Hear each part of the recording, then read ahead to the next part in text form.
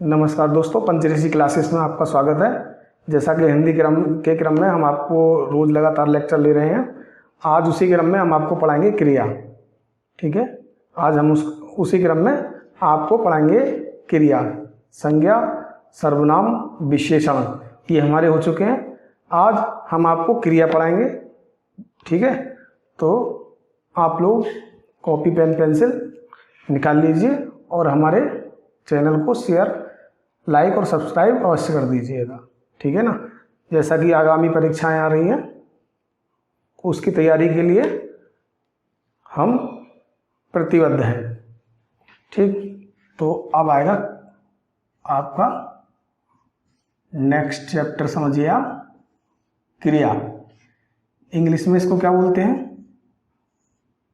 English को हम बोलेंगे वर्ब, BERB, वर्ब। वर्ब यानी क्रिया। अब सवाल ये उठता है कि क्रिया है क्या? क्रिया क्या चीज होती है? संज्ञा सर्वनाम हमने आपको पढ़ाए। ठीक है, क्रिया क्या चीज होती है? एक उदाहरण के तौर पर हम कहते हैं कि नदी बह रही है। ठीक है, इसमें कार्य स्वयं हो रहा है, सूरज उग रहा है। तो सूरज को ऐसा तो है नहीं कि हम लोग उगा देते हों। ठीक है, तो वो भी अपने आप उग रहा है। ठीक है, ये दोनों काम स्वतः हो रहे हैं। ठीक है ना। अब उदाहरण के तौर पर हम बोले कि माली पौधों में पानी दे रहा है, ये तो काम स्वतः नहीं हो रहा। इसमें माली क्या कर रहा है? पौधों को पानी दे रहा है। ठीक है, और दूसरा अगर हम बोले रवि पतंग उड़ा रहा है। ठीक है, तो ये जो शब्द हैं, ये जो क्रियाएं हैं, जो कार्य हो रहे हैं, कुछ स्वतः हो रहे हैं और कुछ किसी के द्वारा हो रहे हैं। तो ये सब क्या है? ये क्रिया है। सब क्या है? ये सब वर्ब हैं या क्रिया है। ठीक है, तो परिभाषा इसकी हम लिखेंगे। उदाहरण के तौर पर हमने आपको बता दिया कि क्रिया क्या चीज है। ठीक है, अब इसकी परिभाषा क्या कहती है? तो एक दृष्टि हम परिभाषा पर भी डाल लेते हैं इसकी। क्या? जिन शब्दों से किसी कार्य का, देखिए अभी समझ में आ जाएगा आपको, जिन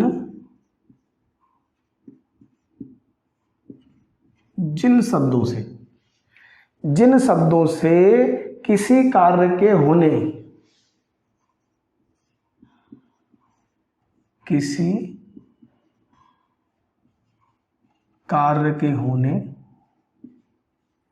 जिन शब्दों से किसी कार्य के होने अथवा करने का बोध होता है,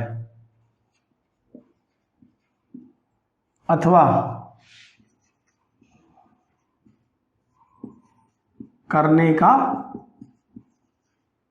बोध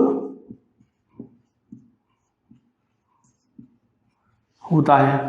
ठीक है, उन्हें क्या कहते हैं? उन्हें क्रिया कहते हैं। उन्हें हम क्या बोलेंगे? उन्हें क्रिया कहते हैं। ठीक है, उन्हें क्रिया कहते हैं। अब उदाहरण के तौर पर क्या चीज आएगा? ठीक है, जैसे हमने अभी बताया था, जिन शब्दों से किसी कार्य के होने अथवा करने का बोध होता है, उन्हें क्रिया कहते हैं। उदाहरण हम अभी बता के चुके हैं आपको, जैसे सूर्य उग रहा है, नदी बह रही है, नदी बह रही है। ठीक है, ये दो वाक्य देखिए, 1 और 2। ठीक, और तीसरे नंबर का, माली पौधों को पानी दे रहा है। ठीक है ना, जिन शब्दों से किसी कार्य के होने अथवा करने का। ठीक है, नंबर 4, माली पौधों को पानी दे रहा है और रवि पतंग उड़ा रहा है। देखो, दोनों में कार्य हो रहे हैं। यहां कार्य स्वतः हो रहा है, स्वतः कार्य हो रहा है, और यहां क्या हो रहा है? किसी के द्वारा।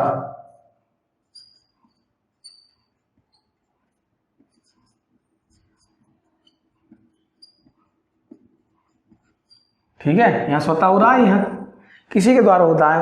तो सूर्य उग रहा है, ये क्रिया है हमारी। नदी बह रही है, क्या हो रही है? बह रही है, तो ये भी क्या है? क्रिया, कार्य हो रहा है हमारा। और माली पौधों को पानी दे रहा है और रवि पतंग उड़ा रहा है।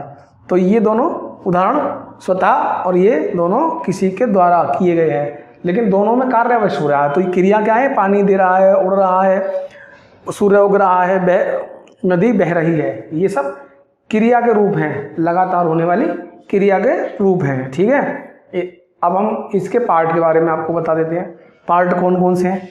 अब क्रिया को दो भागों में बांटा गया है। ठीक है, कौन कौन से दो भाग? एक होती है, अगर आपने थोड़ी भी हिंदी पढ़ी होगी पहले, कभी शुरू में, या कोशिश भी करी होगी इसको पढ़ने की, तो दो भेद बताए गए हैं क्रिया के। कौन कौन से? एक सकर्मक और एक अकर्मक। कौन कौन से दो पार्ट हैं? सकर्मक क्रिया नंबर 1। क्रिया के भेद, हेडिंग डाल लीजिए, क्रिया के भेद। ठीक है, क्या हेडिंग डाल लेंगे? क्रिया के भेद कौन कौन से? ठीक है, तो नंबर 1 सकर्मक क्रिया और दूसरा अकर्मक क्रिया। सकर्मक क्रिया, नंबर 2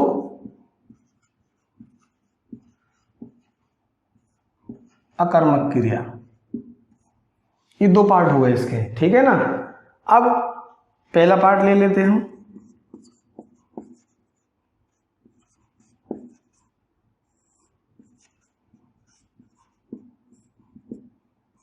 सकर्मक क्रिया। अब सकर्मक क्रिया क्या है? सकर्मक क्रिया क्या है? सकर्मक का अर्थ है अर्थात कर्म के साथ क्रिया। सकर्मक अर्थात कर्म के साथ क्रिया। और अकर्मक क्या है? अकर्मक का क्रिया है कर्म के बिना क्रिया। ठीक है, उदाहरण से हम अच्छी तरह से इसको स्पष्ट कर देंगे। ठीक है, ये क्या, इसकी परिभाषा में क्या लिखेंगे? लिख लीजिए आप लोग, क्या है इसके अंदर? सकर्मक क्रिया अर्थात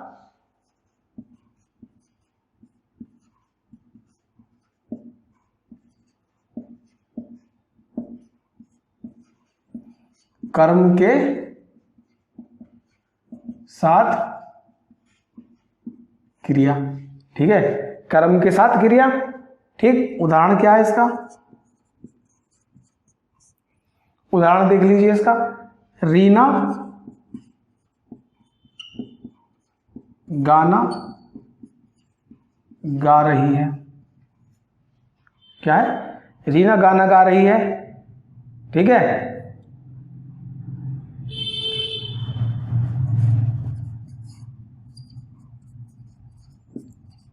मोहन साइकिल चला रहा है।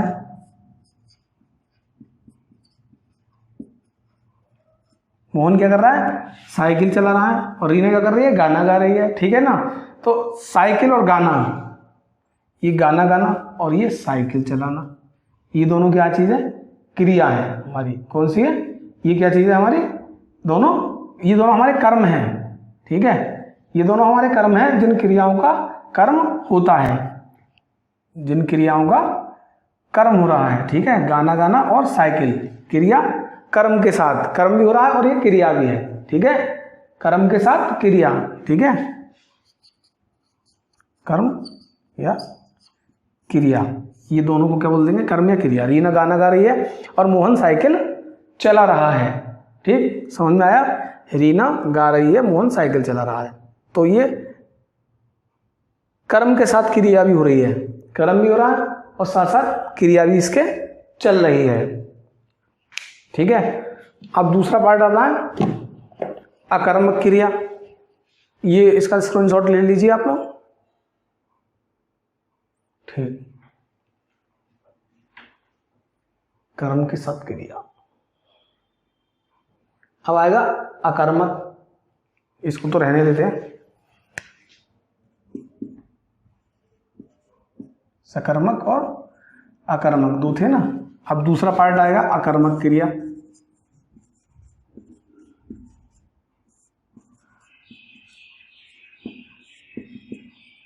हमने क्या बताया वहां पर, कर्म के साथ क्रिया, ठीक है। अकर्मक क्रिया, कर्म के बिना क्रिया। अकर्मक क्रिया यानी कर्म के बिना क्रिया। वहां पर तो मोहन चला रहा था, मोहन कर्म कर रहा था और रीना गाना गा रही थी, रीना के द्वारा कर्म हो रहा था, ठीक है। और यहां पर कर्म के बिना क्रिया। कर्म के बिना क्रिया कैसे, कौन सी होती है? जैसे नंबर 1 उदाहरण, मोर नाचता है और पंखा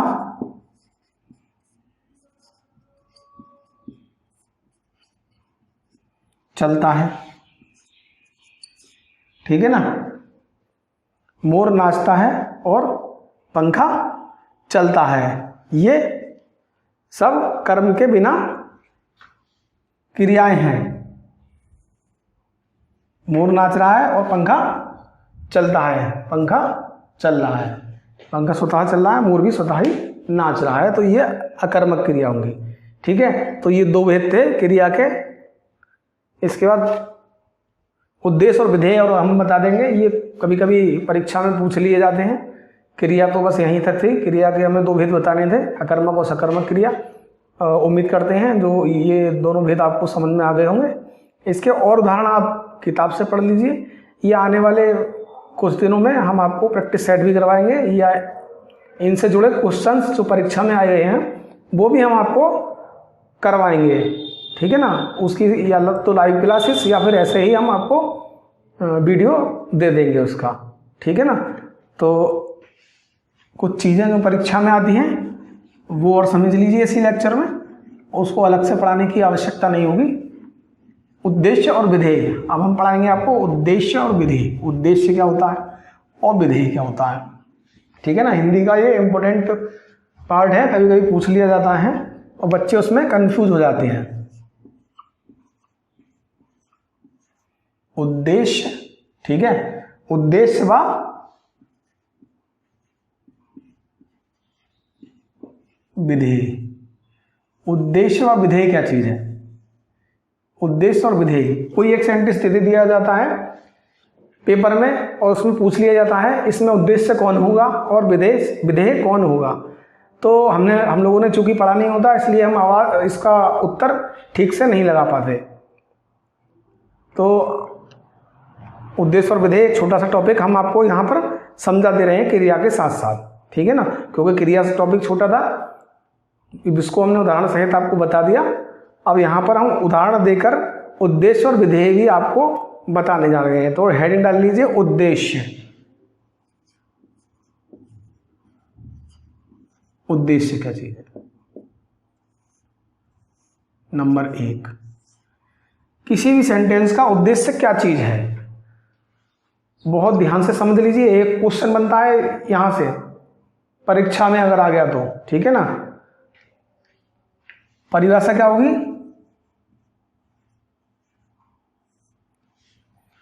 किसी भी वाक्य में, किसी भी वाक्य में जिसके बारे में कुछ कहा जाता है, जिसके बारे में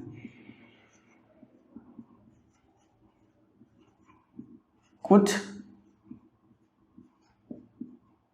कहा जाता है। किसी भी वाक्य में जिसके बारे में कुछ कहा जाता है उसे क्या कहते हैं? उसे उद्देश्य कहते हैं, ठीक है, उसे उद्देश्य कहते हैं। ये छोटे छोटे टॉपिक थे, हम आपको विकारी और अविकारी शब्द के भेद पढ़ा रहे थे, लेकिन कुछ टॉपिक छूट रहे थे, छोटे छोटे टॉपिक थे। हमने सोचा यहाँ आपको बता देना आवश्यक है, तो परीक्षा की दृष्टि से हमने उचित समझा, तो ये बीच में हमने ये थोड़े से पॉइंट डाल दिए हैं, ठीक है ना। तो आप जो है इसको पढ़ लीजिए। उदाहरण क्या बताया हमने उद्देश्य का? वाक्य में जिसके बारे में कुछ कहा जाता है उसे उद्देश्य कहा जाता है। जैसे उदाहरण क्या है? शीला गाना सुन रही है, शीला गाना सुन रही है, नंबर 1। नंबर 2, और भी उदाहरण ले लीजिए, जैसे रजत बाजार जा रहा है। और ले लीजिए उदाहरण, और उदाहरण ले लीजिए,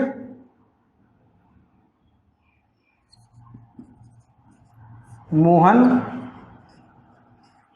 सीटी बजा रहा है। एक उदाहरण और ले लीजिए, रवि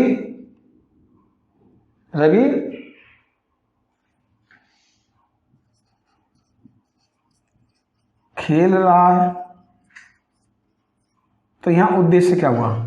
रवि खेल रहा है। ठीक है, ये 4 हमने सेंटेंस लिए। अब देखिए यहाँ पहले सेंटेंस से हम चालू करते हैं कि जिसके बारे में कुछ कहा जाता है। यहाँ किस किस के बारे में बात कही जा रही है? देखिए यहाँ पर शीला के बारे में, शीला क्या कर रही है? गाना सुन रही है। यहाँ किसके बारे में बात हो रही है? रजत बाजार जा रहा है, तो यहाँ बात हो रही है रजत के बारे में। तीसरा, मोहन सीटी बजा रहा है, तो सीटी कौन बजा रहा है? मोहन, तो किसके बारे में बात हो रही है? मोहन के। और रवि खेल रहा है, तो यहाँ किसके बारे में बात हो रही है? रवि के। तो ये जो चारों हमने निकाले, शीला, रजत, मोहन और रवि, ठीक है, शीला, रजत, मोहन और रवि, ये हमारे उद्देश्य होंगे। क्या होंगे? उद्देश्य होंगे। ये सभी हमारे क्या होंगे? उद्देश्य होंगे। ठीक है, ये हमारे होंगे उद्देश्य। वाक्य में जिसके बारे में कुछ कहा जाता है उसे उद्देश्य कहते हैं। अब किस किस के बारे में? शीला गाना सुन रही है, शीला के बारे में बात करी जा रही है। रजत बाजार जा रहा है, रजत के बारे में बात करी जा रही है। मोहन सीटी बजा रहा है, मोहन के बारे में बात करी जा रही है। और लास्ट वन इज रवि खेल रहा है, तो यहाँ रवि के बारे में बात करी जा रही है। तो इन चारों के बारे में जिसके बारे में बात करी जा रही है उसको हम उद्देश्य बोलेंगे। खूब अच्छी तरह से ध्यान से समझ लो, उद्देश्य क्या होता है? जिसके बारे में बात करी जाए हम उसे उद्देश्य कहते हैं। जैसा कि उदाहरण से हमने आपको केवल क्लियर स्पष्ट कर दिया है। ठीक है, इसके जो भी उदाहरण अगर आपके सामने आ जाएं, ठीक है, जो भी उदाहरण आए आप उसको गलत मत करना। जिसके बारे में बात करी जाए वो उद्देश्य होगा। ठीक, अब दूसरा पढ़ाएंगे हम विधेय। ठीक है, उदाहरण को तो यही रहने देते हैं, हम ऊपर की परिभाषा बदल देते हैं। देखिए कैसे, अभी सब समझ में आ जाएगा। उद्देश्य स्क्रीनशॉट ले लिया, इसका ले लीजिए। ठीक, उद्देश्य लिख लिया। अब देखिए उदाहरण को नहीं रहने देते हैं हम, और विधेय की परिभाषा बता देते हैं और उसके बारे में बता देते हैं कैसे होता है विधेय। दूसरा हेडिंग डालिए, विधेय। विधेय क्या चीज है? इसको ऐसे ही रहने दीजिए, उद्देश्य और विधेय। एकदम क्लियर कट समझ में आ जाएगा किसको उद्देश्य बोलेंगे, किसको विधेय बोलेंगे। ठीक है ना। वाक्य का बहभाग लिखिए, वाक्य का बहभाग। कौन सा भाग? उद्देश्य को छोड़कर। उद्देश्य को छोड़कर। आप समझ में आया? वाक्य का बहभाग उद्देश्य को छोड़कर। कि हमने ये एग्जाम्पल क्यों रहने दिए ऐसे ही? उद्देश्य को छोड़कर। वाक्य का बहभाग उद्देश्य को छोड़कर। उद्देश्य कौन है? रजत, शीला, मोहन और रवि उद्देश्य है हमारे। ठीक है, उद्देश्य को छोड़कर। वाक्य का बहभाग उद्देश्य को छोड़कर के बारे में।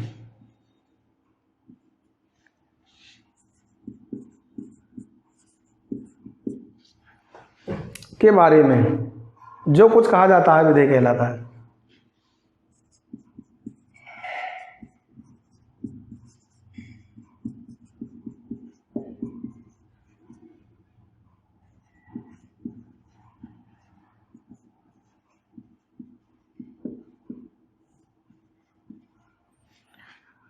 वाक्य का व्यवहार जो कुछ भी कहा जाएगा इसके बारे में, उद्देश्य के बारे में जो कुछ भी कहा जाए वो विधेय कहलाता है। उद्देश्य जिसके बारे में कहा जाए वो उद्देश्य, और जो कहा जाए वो विधेय। ठीक है। तो इसमें कौन सा बचा, शीला के बाद कौन सा बचा, गाना सुन रही है, बाजार जा रहा है, थोड़ा डिफरेंट करने के लिए डैश लगा दिया है, हालांकि डैश है नहीं, ध्यान रखना इसको, ठीक है ना। तो यहाँ पर गाना सुन रहा है क्या होगा, बाजार जा रहा है क्या होगा, सीटी बजा रहा है क्या होगा, और खेल रहा है क्या होगा। तो ये जो चारों होंगे ये होंगे हमारे विधेय। Remaining part of the sentences, मतलब जो बचा हुआ पार्ट रह जाएगा उसको हम विधेय बोलेंगे। तो ये बहुत छोटा टॉपिक है, इस टॉपिक पर कभी भी कंफ्यूज मत होना। उद्देश्य जिसके बारे में बात कही जाए, और विधेय वाक्य का विभाग उद्देश्य को छोड़कर के बारे में जो कुछ कहा जाता है विधेय कहलाता है, या उद्देश्य के बारे में जो कुछ कहा जाता है उसको हम विधेय कहते हैं, ठीक है ना। जिसके बारे में कहा जाए उद्देश्य, जो कहा जाए उसको विधेय कहते हैं, ठीक है। तो ये भी एक छोटा सा टॉपिक था जो हमने आज आपको क्लियर कर दिया। अब जब भी क्वेश्चन आए उद्देश्य और विधेय का, कभी भी आप कंफ्यूज मत होना और इसको अच्छे से लगा के आना प्रश्न को, ठीक है। इसका स्क्रीनशॉट ले लीजिए, ठीक है। बस आज ये क्लास छोटी थी क्योंकि हमें और कुछ नहीं पढ़ाना था, ये 2 टॉपिक आपके क्लियर करने थे कंपटीशन के मतलब से, जिससे आप अतिशीघ्र इन टॉपिकों को समझकर आंसर अपना अच्छे से दे सकें, ठीक है। तो नेक्स्ट वीडियो तक के लिए धन्यवाद।